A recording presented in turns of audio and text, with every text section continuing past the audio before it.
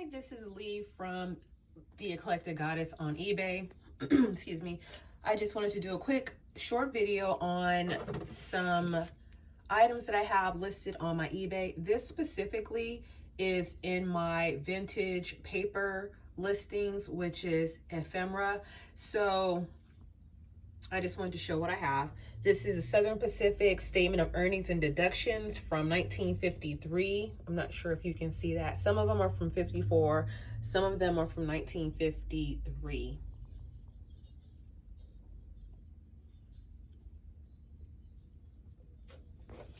I'm sorry, the lighting's a little bad.